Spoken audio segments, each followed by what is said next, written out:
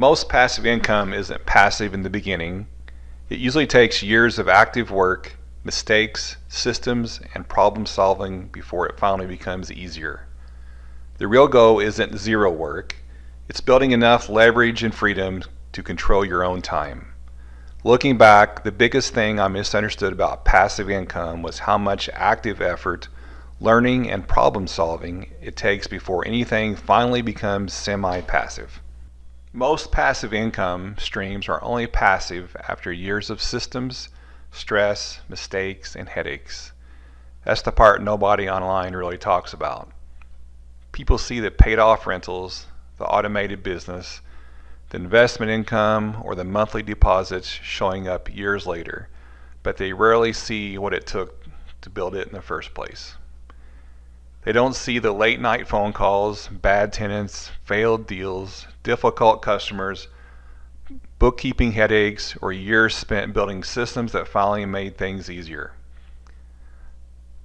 I've owned rentals, businesses, storage facilities, flipped inventory, and done all kinds of side hustles over the years. And one thing I eventually realized is this: most income starts out very active. The passive part usually comes later. If you survive long enough to build good systems, good habits, and enough experience to stop making expensive mistakes. The real goal was never getting rich while doing nothing.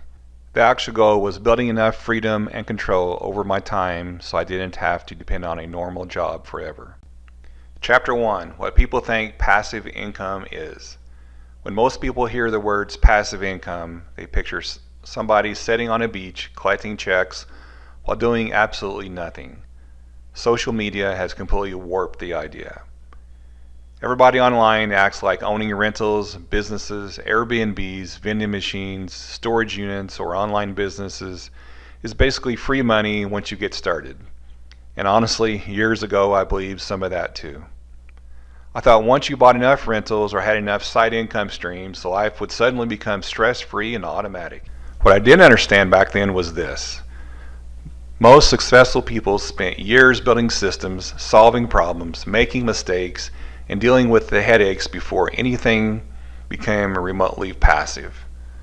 Nobody posts pictures of dealing with evictions, replacing water heaters, chasing contractors, fixing bookkeeping messes, handling lawsuits, dealing with employee drama, or losing money on a bad decision.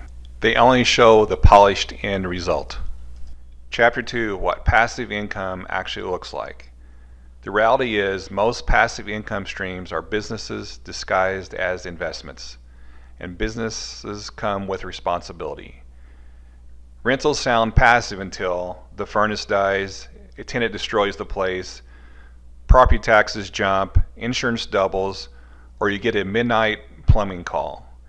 Even eBay and flipping inventory sounds easy until you're researching items for hours, dealing with returns, updating listings, organizing inventory, or learning expensive lessons through trial and error. The same thing applies to almost every business model. The beginning stages are usually very active. That's the hidden price people don't talk about. And honestly, I think a lot of people quit too early because they expected freedom immediately instead of understanding they were still in the systems building phase. Chapter 3: The difference between active, leveraged, and passive. One thing I eventually learned is there's a huge difference between active income, leveraged income, and truly passive income. Most income starts active. You trade time for money, you solve problems, you wear every hat yourself. Then eventually, if you stick with it long enough, you start building leverage. Systems, processes, automation, better tenants, better tools, better investments, better boundaries. That's when things slowly start become easier. For example, our rentals today are dramatically easier than they were in the beginning, but only because we spent years building systems, tightening leases, improving screening, and learning painful lessons. Passive income usually isn't something you buy, it's something you slowly build. Chapter 4: The closest thing to true passive income. Now, to be fair, there are some income streams that become fairly passive over time. Paid off rentals with strong systems can get close. Certain investments can get close. Digital products can get close as well. Royalties and automated businesses can also get close.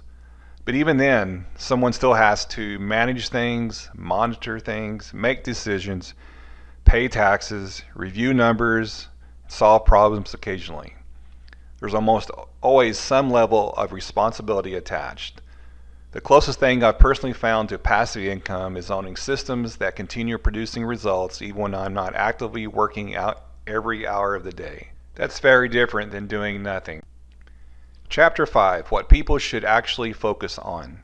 Looking back, I think people focus way too much on the words passive income and not enough on freedom, flexibility, systems, leverage, and control over their time. The real goal was never sitting on a beach doing nothing. Honestly, most people would probably get bored anyway.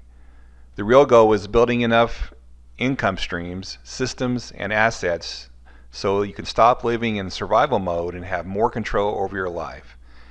That's a very different mindset.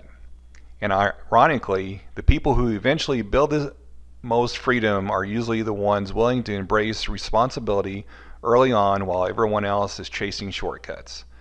The truth is, most passive income starts out very active, but if you stay consistent long enough, build strong systems, and survive the learning curve, it really can change your life over time.